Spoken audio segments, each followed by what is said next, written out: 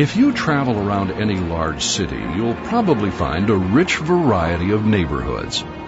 Some may have expensive homes on tree-lined streets. Others may be nice, but not quite so exclusive. Still others may be extremely dangerous. Places you undoubtedly would never want to visit. The Internet, at least in one respect, is a lot like those cities. While most websites, like most neighborhoods, are perfectly fine, others are online locations you would be well advised to avoid.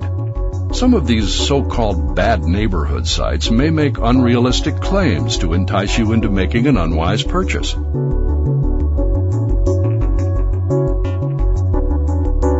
Or their content may be illegal or immoral. Or their sole purpose may be to steal your personal information, such as Social Security and credit card numbers. We'll discuss these sites in more detail in a few minutes. Some other bad neighborhood websites may contain completely outrageous and unreliable information, or may be placed online to obtain your email address in order to barrage you later with scores of unwanted emails that try to sell you something.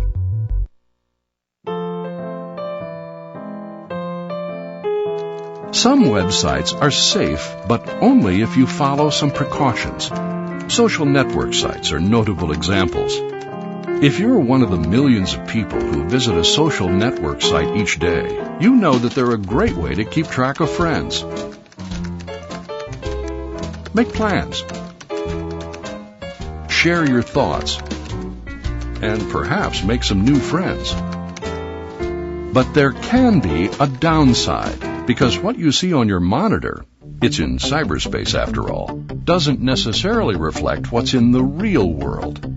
In fact, some news accounts have reported that a major social network site uncovered some 29,000 criminals, some extremely dangerous, who disguised their true identity to target victims.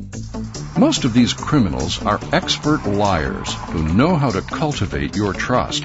So clearly, some cautionary action is in order. First, you'll want to limit access to your page to weed out undesirable individuals. That means choosing a site that allows you to control who can see your page and your information. Now, a few cautionary words if and when you post a blog, use a chat room, or send an instant message or email to an online acquaintance. Never reveal your last name, address, phone number, usernames, or passwords. Also, it's just common sense to post only information that you're comfortable having others see. Because after all, in the online world, it's easy to spread personal information far and wide to a worldwide audience that potentially numbers in the millions. You'll want to keep in mind that postings, including those that may seem funny at the time, can last for years, decades, or even longer, because they can be downloaded, saved, and then resent in the future to family members, including parents, teachers, college admissions officials, possible employers, and even the police. So think hard before posting anything that could be embarrassing or harmful to you both now and in years to come. Keep in mind, too, that your online words and pictures may be accessible to individuals whose intentions are far less than honorable. Thus, an IM screen name, chat room handle, or blog ID that gives too many clues about your identity may pose some serious risks. If any of your handles are too revealing, here's an important safety tip. Seriously consider changing them, because a clever felon might be able to figure out your full name and more after reading a few of your emails or blog posts. For instance, after digging around on the net, he could decipher this screen name as Lily Mandelli, age 14, at Westfield Middle School. If Lily posts some pictures of herself on her social network website or blog, or if she emails her picture to a person she's met in a chat room, or texted in an IM session, Lily may be placing herself in mortal danger. That's right, mortal danger. Police reports are full of examples of victims who were stalked by an individual they had met online and then foolishly emailed their picture to that person.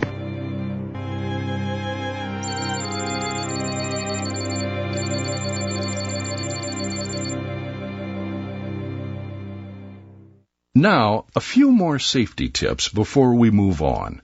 First, if anyone sends you an instant message or email that discusses private matters that make you feel uncomfortable, it's time to end the conversation or correspondence and then tell an adult, such as a parent, about it. Next, if an online acquaintance asks you to call him or her on the phone, it could be dangerous to do so, because your phone number can be displayed on caller ID. Then, using an online reverse phone number service, a criminal can easily track down your family's name and address. Finally, it's not a good idea to meet an online acquaintance in person. However, if you do, never meet him or her in an out-of-the-way place such as a forest preserve or a deserted house, no matter what he or she says. In fact, any suggestion to meet in an uninhabited place should immediately raise a red flag. If you do meet, it should be where there are lots of people around. An outside mall during the day would be a good choice. And always bring along someone, a friend, or preferably a parent. If it's a friend, tell someone else where you're going and when you plan to return. But again, as a general rule, it's best to keep an online buddy as a cyberspace friend. Now, let's turn our attention to online shopping. If your parents let you shop with their credit card to make online purchases, you'll need to make certain that their credit card information isn't stolen. One of the best ways to do that is when you're checking out, look at the website address bar at the top of your browser's page. The address should start with the letters HTTPS instead of merely HTTP. The S means the site is secured with special software that makes it very difficult to steal any information. A browser-generated lock icon on most checkout pages normally means the same thing. However, some criminal programmers have been able to forge the S and the lock icon, so you'll need to do more to be certain your credit card information is kept safe. First, you should make sure that the site is part of a well-known retailer, a company that has a street address, not just a post office box. In addition, the company's phone number should be posted in case the merchandise gets lost in transit or arrives broken. Next, check to see that the online store has a clearly stated return and refund policy.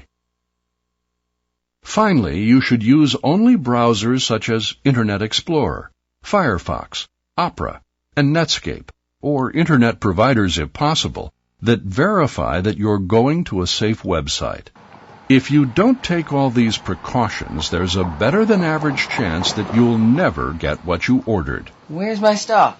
And your parents' credit card information will wind up in the hands of a criminal scam artist who plies his trade online. Some Internet criminals specialize in another kind of scam. They send so-called phishing emails to unsuspecting victims to steal Social Security numbers, credit card information, and other private data that allow them to walk off with their victims' money and personal identities. More often than not, phishing schemes start with emails that claim that a bank or other financial institution has lost information on your or your parents' account.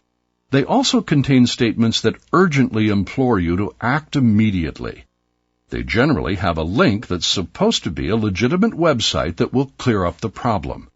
But the site is fake, although it may look like the real thing. It often asks for names on the account, Social Security and account numbers, passwords, as well as usernames, birth dates, and so on. So if you ever get an email like this, the best thing for you to do is delete it.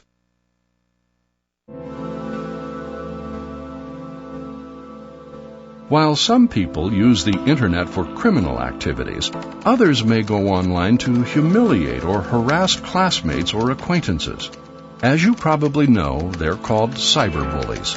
Cyberbullies may create blogs, website guestbooks, IM postings, and even cell phone pictures and text messages to spread lies, transmit threats, or send other hurtful communication. Sometimes cyberbullies are retaliating for something that's happened offline, usually at school. Often they don't realize the full consequences of what they're doing. Similarly, some people may think that making fun of others or spreading rumors about them online is entertaining and won't have any real-world significance. But they're wrong. Although rare, some cyberbully events have resulted in suicides, serious assaults, murder, and school expulsions. A number of state legislatures have now passed laws that make some forms of cyberbullying criminal acts. Other states are considering similar legislation. So clearly, cyberbullying is not all fun and games. Moreover, it's immature. Most cyberbullies are between 9 and 14 years old, according to the latest research.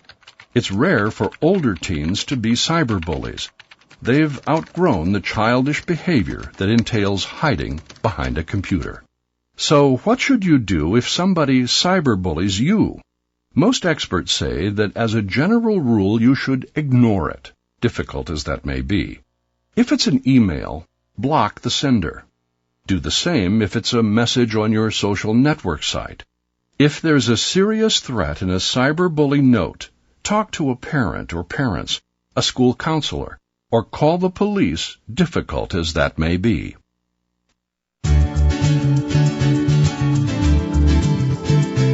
The Internet, then, can be a great place to learn, communicate with friends and acquaintances, and buy your favorite music or videos or an unlimited array of other items.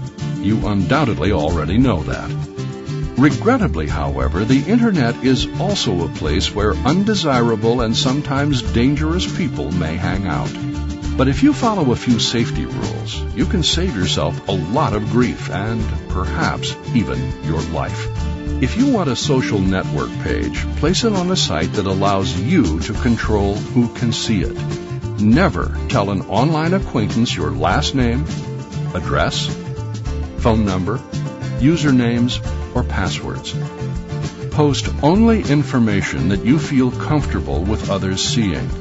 Remember that it's generally not a good idea to meet an online acquaintance in person. But if you do, make sure there are lots of people around during the day and in a public place. And bring along a friend or parent. Be sure your chat room and IM screen names don't give away your identity. Be aware of phishing schemes. Finally, remember that it's best to merely ignore cyberbullies. But if a cyberbully posts a serious threat, tell an adult about it. In short, you can have fun, shop, and learn a lot on the Internet if you just exercise a little common sense caution.